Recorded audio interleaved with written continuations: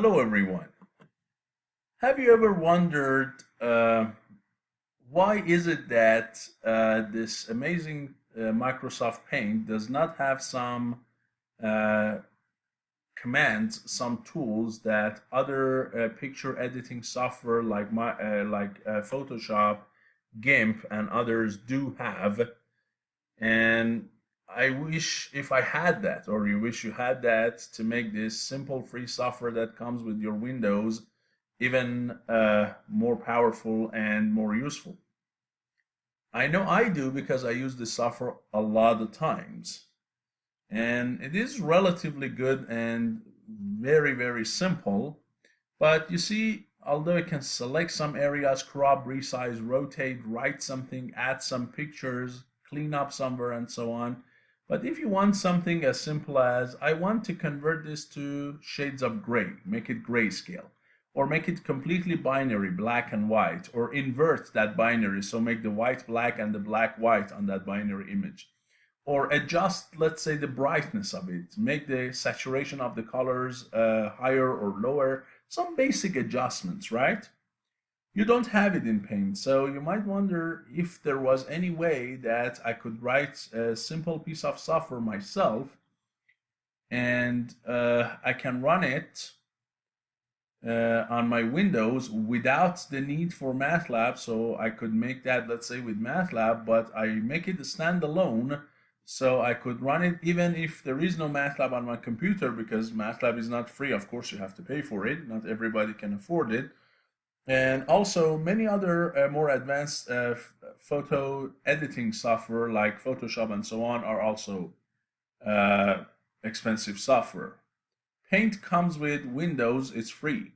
So can I add a side software to something like Paint, and those capabilities that Paint doesn't have, or maybe more advanced capabilities that even Photoshop doesn't have, could I add those to my basically custom software that runs standalone? And the answer is sure, yes.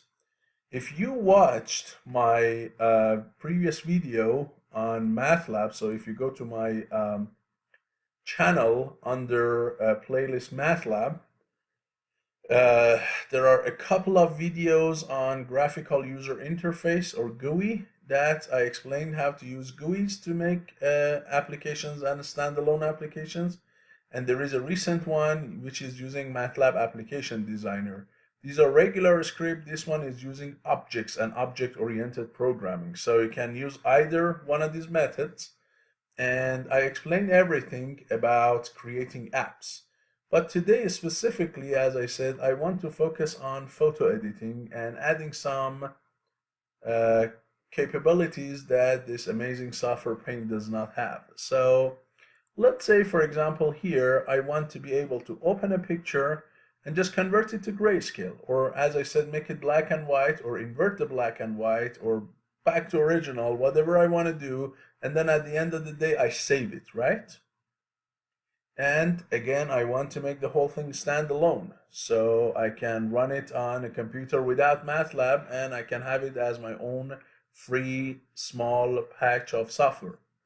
Can I do that? The answer is sure. All you need is go to MATLAB App Designer. So when you go to MATLAB, go to App Designer under Apps, and then it gives you basically a blank window. You can start a blank um, design, and then you can add your own axis here. You need 6 push buttons if you want to do the same thing that I do, and then you can put them all on a panel like this, so you organize it better. And what does it do? Let me first show you, and then I'll show you what's happening behind the scene in the code view mode. So if I go ahead and run this, this is what you see, right? This is my small patch of software, and here is a default picture it puts on the axis before you upload your own picture. So now I click on open, and then I grab my own picture or any other picture that I want, and I can have a range of pictures to choose from. If you want, you can change, add more formats to this picture, or just go under all files so you can see everything. So let's say I want to open my own picture like this, And then let's say I want to make it grayscale. So I click on grayscale, and you see now it is only black, white, and shades of gray, right? Or I want to make it binary like this, or invert the binary like this, or go back to original, or again make it grayscale. So let's say that that's all I want, which is missing in Paint, right? You cannot convert a red, green, blue image RGB into grayscale. There is no such command for it in the regular Paint mode. So what do I do? Now I'm good with this image. Now I just want to save it. So I click on save, and then it says, okay, where do you want to put it? And let's say I put it in the same location under download. So I say grayscale, right, .png. So I use the format ping or PNG, and I save.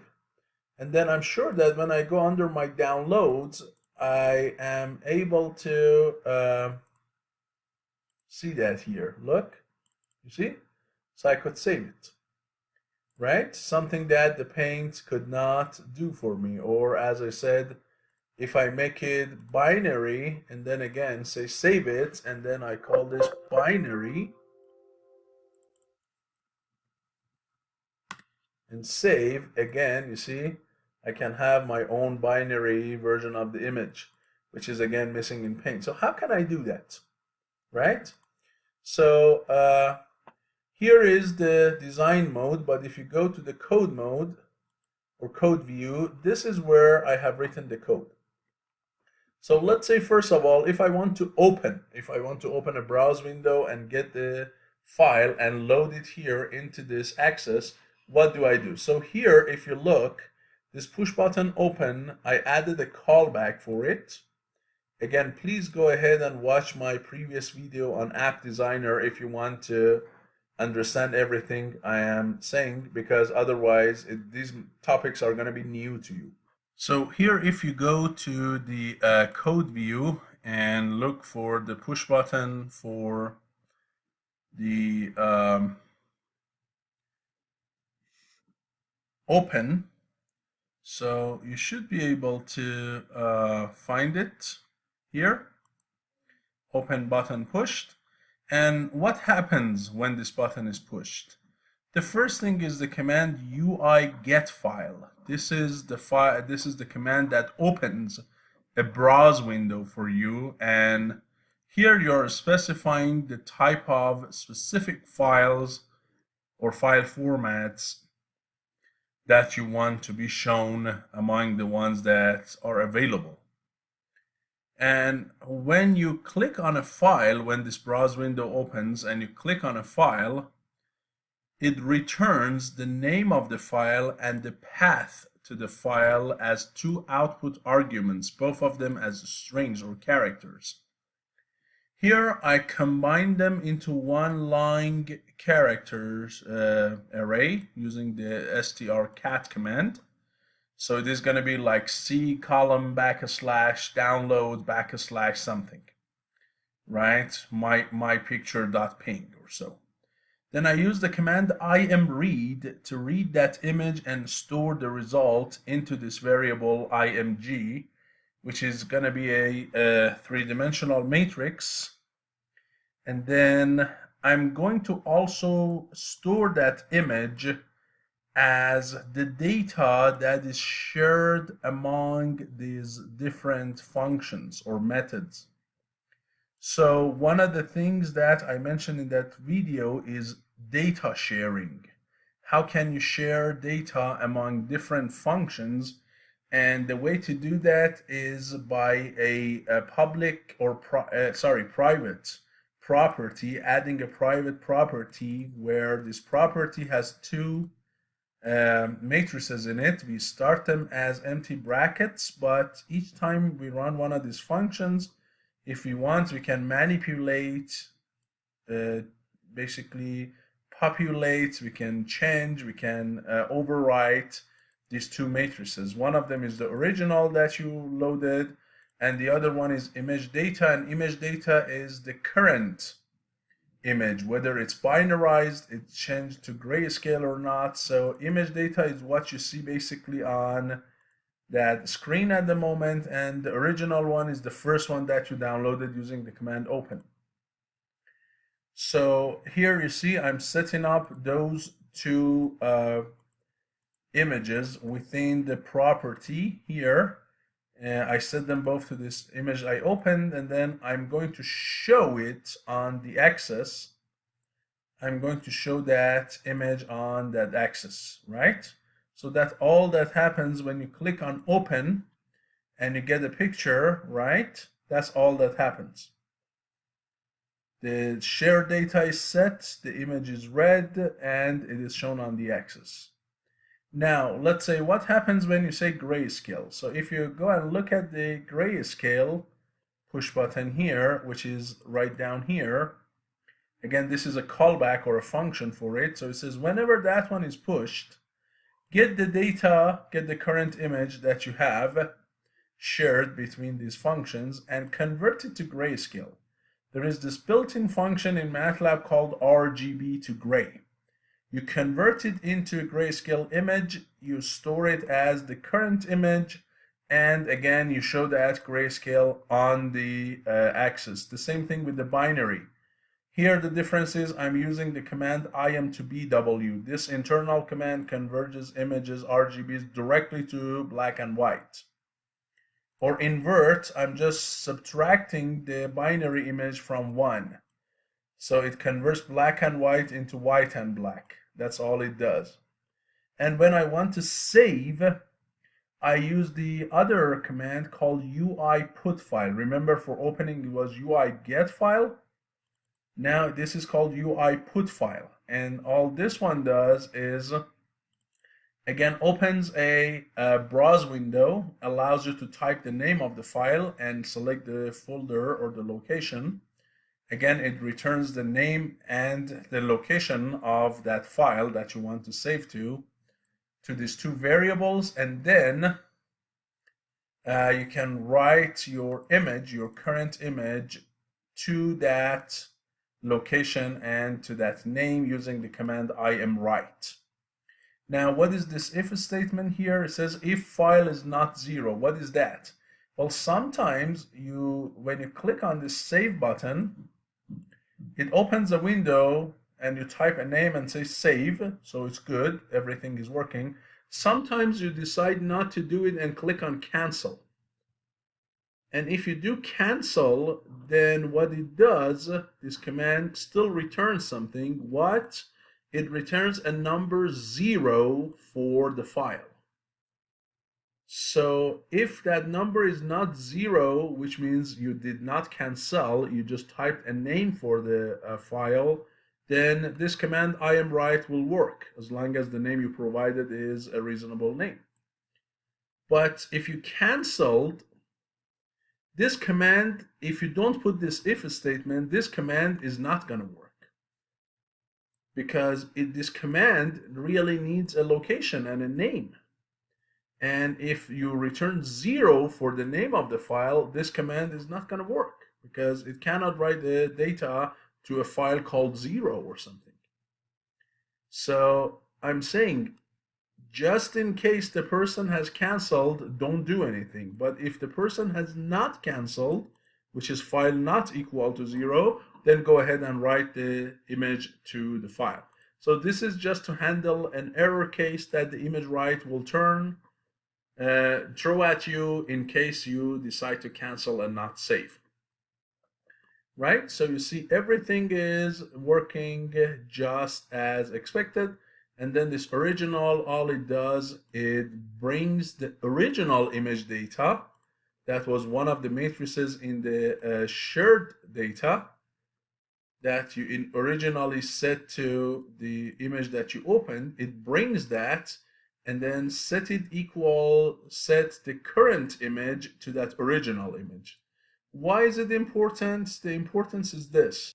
So right now that the image is in red, green, and blue, if I binarize it, correct? And then I go ahead and click now on grayscale. What's going to happen if right now I click on grayscale? Well, I get an error. Why? Because if you look here into this command that converts the image into grayscale, it uses the command RGB to gray. So the input of this command is supposed to be a red, green, and blue image. But when I already used the binary command before that, this image, the current image that all of these functions will use, this current image is going to be what? It's going to be binary. It's going to be zeros and ones. And you can never apply RGB to gray to a 0 and 1 or a black and white image. You will get error. So what would you need to do? You click on this original. What this original does, it's basically gets, as I said, the original image that you have not changed within any of these functions. This is like your backup image. This is the image the first time you open it, and it is in red, green, and blue. You save this variable intact. So now you get it and pass it to the image that everybody is using, this guy, image data. And once that one is replaced, you can definitely now apply what? You can apply RGB to gray command on that original data, right? So before I click on grayscale when it is in binary, before I click on this, first I click on original, restore it basically, and now I can grayscale it. Good? And definitely, as I said, you can click on save and then save it in any format that you want, right? So you clearly see that this simple app that I wrote can easily get the job done for you. And one very important thing I need to emphasize is this. You see here I used a few built-in functions like RGB to gray or image to binary or black and white. The matter of fact is not every single function, internal or built-in function that you use in MATLAB can be compiled into C++ as of now, because not every function in MATLAB has been processed by MathWork to be used with the compiler. So when you want to convert your application into standalone, so basically it works even if there is no MATLAB on your computer, basically compiling it into C, you have to make sure that built-in function is supported in the MATLAB compiler.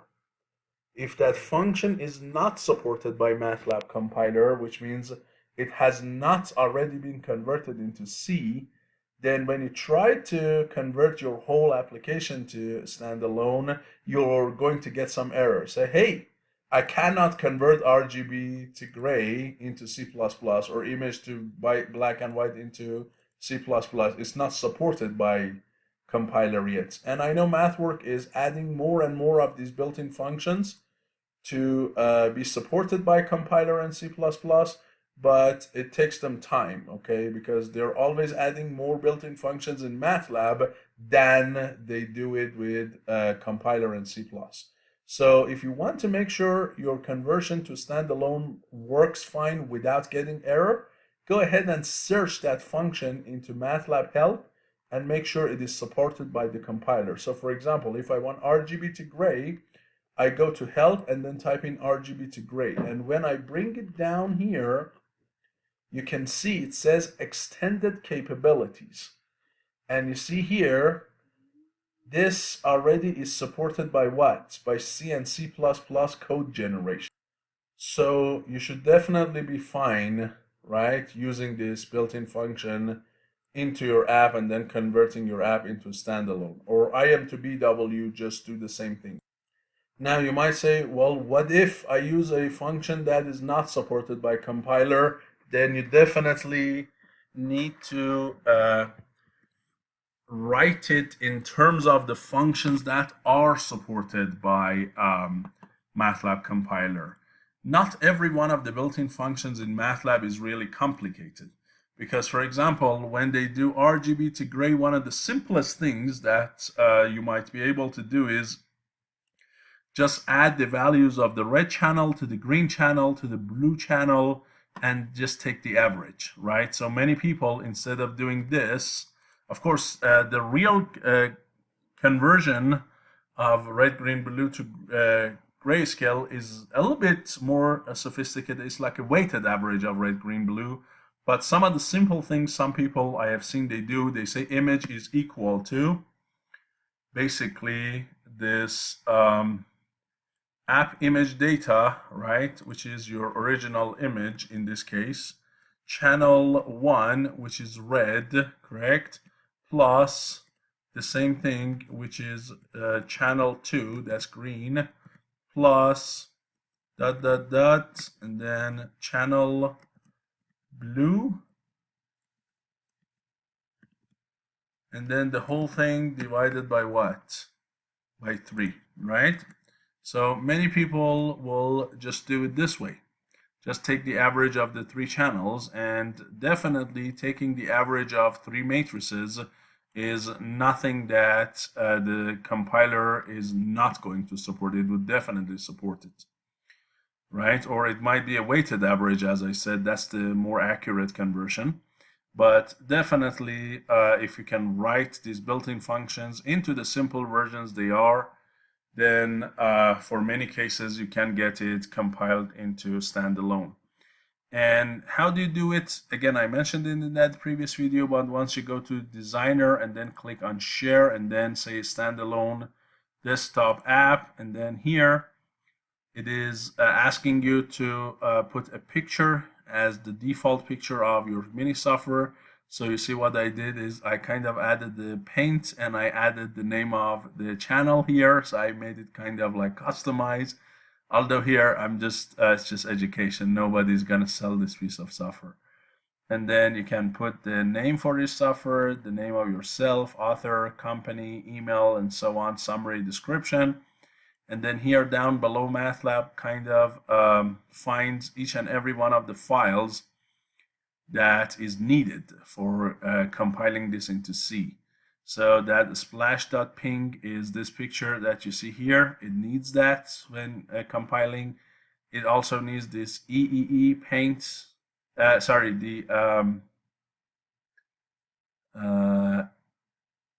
see whether it's here or not. So the other picture it needs is this one here, this logo, right? So it needs these two basically, and the M file or the application file, and that's all it needs. It is going to go ahead and convert it into C++ for you. And here, let me show you. So I'm going to close my MATLAB, and I'm going to go here into the folder that I have compiled it. It is called the application EEA Paint. And here I show you the case for testing. So I go to testing. This is my software. I double click on it. This is the software that is coming up. It is written in C++, as I said, because it's compiled from MATLAB. You see right now my MATLAB is not even open, right? So it should be standalone. It does not need MATLAB to run. Here, you see, it is coming up. Even if I did not have MATLAB at all on this computer, it didn't make any difference, because you see right now I'm not using it. You might say, what is this? This is just a symbol of MATLAB. This is just telling the user that, hey, this, whoever made this app, it is a MATLAB app. It doesn't mean MATLAB is open. It's just this window for this guy, okay? So here, does it work? Sure. I click on open and I go to downloads, and then I open this picture of mine, right? And let me show you here. So I get rid of these two pictures, so I don't have them anymore. And let's say I binarize it, or maybe just for a difference, I invert it. And then I go ahead and save it. And I say binary inverted .ping. And guess what? Here it is. Correct? So you see, my standalone application works just fine without the need for MATLAB, and this is what you can share.